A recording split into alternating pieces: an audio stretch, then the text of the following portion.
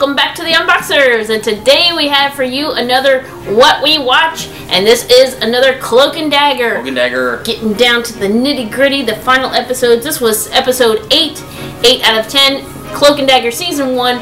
If you don't want to be spoiled, then pause, come back after you've watched it, and see if you agree with what we say, or see if you have more details, because you probably will. Alright, so... And this one was called Ghost Stories. Okay, so keep in mind, episode 7, I think I gave it a 9.5. You gave it, like, the highest. I said it was the best episode so far. Yeah, he did. He said that. Yep, rewind. Okay, put that clip right here. Anyway, okay, so, season. Episode number 8 opened up with, why does it say Ghost Stories? That's the name of the episode. Oh, okay. Ghost Stories was the name of it because it was the anniversary of the death of Tandy's dad, and Tyrone's so the incident. Well, not the incident. So, Cloak and Dagger's incident, not the MCU incident. That's oh yeah. Well, I mean, it's, yeah, but the rig exploding. Right. The event, should we say? Yeah. Can we say event? Okay. Sure. All right. So anyway, so it starts off with it's the anniversary. They kind of like not like celebrate it, but kind of like remember it. Yeah. Tandy's family. So they were getting a balloon. Yeah, she was talking about getting the balloon, and then they were talking about thing at the lake. Well, it seems like she's trying to get along with her mother better. Yeah. Yeah. She's Well, I think through all of this, you know, I think before she was just like, okay, it was just an accident, and you're going all overboard, and you know it's not this big conspiracy. That now she's more on her mother's side. Now she really sees that her mom really wasn't as crazy. And her mom has stopped whatever she was doing, drinking or I think she was drinking whatever other things she was into that weren't legal. I think she's kind of sobered up, to say. Yeah, I think after the lawyer guy got killed, it kind of woke her up. And so anyways, so it seems like she's trying to get along with her mother better, which that's a good thing, especially good for her. And so they reminisced about the bar mitzvah balloon that they got 1 year or whatever. And so then in direct opposition to that is... Yes, it's Tyrone, and that scene was like really awkward because they're all kind of super awkward in the kitchen, but like none of them are like really close to each other, and they're all kind of talking about their own things, and they don't. It's like they're trying to do everything and anything to avoid acknowledging the elephant in the room. Yeah. Raise your hand if you've been in not like a death scene or whatever, but like a similar situation in which you're just like, can I just crawl in a rug or just go somewhere? I mean, they could have all left the room. I guess they were just trying to all. Actually, the dad wasn't. He was going to invite his friends over. I think that was his way of kind of slipping it in there and kind of getting to remember his other son. The mother, on the other hand, didn't want to talk about it at all. And okay, so that's how that started off, and then they she invites him. Well, she comes over. Yeah, she comes over. With ulterior motives. She wasn't really. I mean, she was coming to see him, but then she snagged the. The ID. His mom's ID, so she could sneak into Roxanne. Right, and but then when they go to the water and they're going to release the what do you call it again? Like a lantern, like a lantern.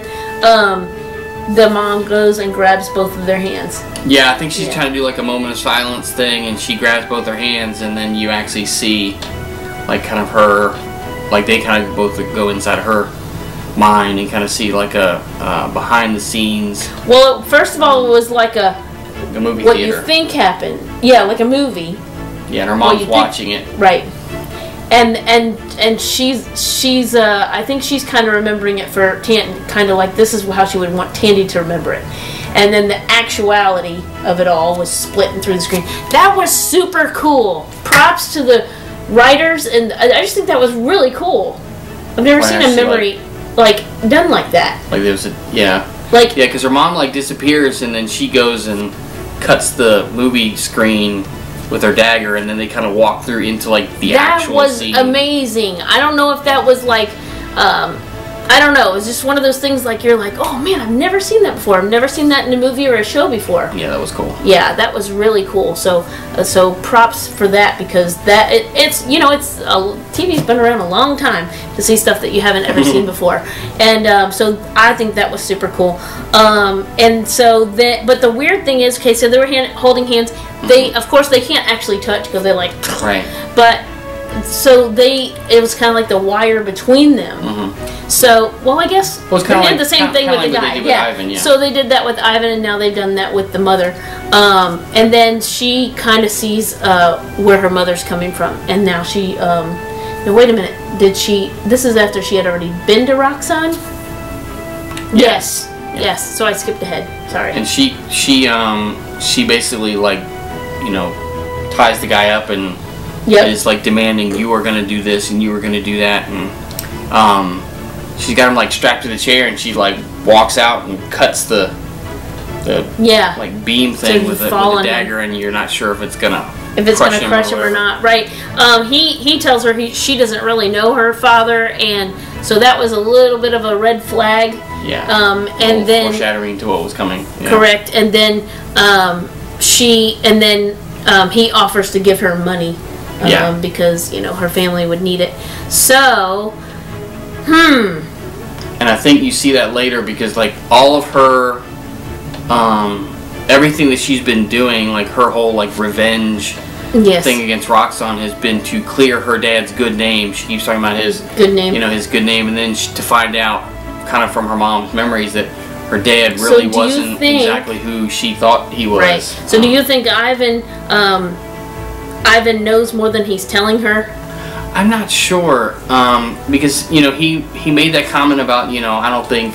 Let us know. Do you think Ivan knows more than he's telling, or do you think he really has that before and after kind of amnesia type thing? Oh, you mean as far as I do think he's dad. Probably not saying as much because he's worried that Roxanne is going to come after him and his family. I don't know. Could be that his good name was at work. He did have a good reputation, and then he was the one that gave her the information about the safety deposit box under the assumed name and everything, so she could kind of go find out for herself. But so so after the whole incident where the lantern goes into the sky, and they see the thing, then she goes and calls him and tells him she'll take the money. Was that the end of the episode? Well, not the very end. Oh, okay. Because they had the whole thing with, and part of the whole ghost stories, I mean, that was part of the ghost stories, but the other part was that Tyrone and O'Reilly and, I don't know his name, but O'Reilly's boyfriend had this whole plan where Tyrone tells O'Reilly and the boyfriend about his powers, and then they hatch this whole plan, which is really cool, that he's gonna like pretend to be the ghost of his brother and coax the Connors, the bad cop, into admitting it, and then they got the whole thing on video. And they got him in handcuffs and everything. Yes. Now and then you're like, yes, something finally is is good happening with that. They're getting him. As always, when they arrest someone like that, it's like, it's just, it's not going to stick right off. You just know that it's not going to stick right off. The shocking end, are you talking about the refrigerator, yes, or was that the preview? I think that was the end of the episode. Okay. And I think that kind of, again, alludes to, kind of like with the lawyer getting shot, I think that alludes to, like what we said, where where Roxanne is not just this evil corporation, but that the hand has got their hand in Roxanne, so that they're more than just a corporation. They'll come after you, and they killed the lawyer when he got close, and now then they did this, and now you find the boyfriend in the refrigerator. She went home and she found, and that was gruesome and shocking. Yeah, all in one. So 2 more episodes, and from what we've seen from San Diego Comic-Con, really cool. The interviews between them, and they're like, it's building. It's only going to get better and better. So, hang in there. Watch those 2 last episodes. And they did announce that they have been picked up for season 2. Season 2, yay! That will be coming next year, I guess. Yeah, next. Like spring probably. Yeah, I'm not sure. We don't know. If you know a date. I would guess, because it would be a spring show now. Yeah. I think so. I think it would be spring, something like that. But anyway, yeah, because, and hopefully maybe like 13 episodes instead of 10.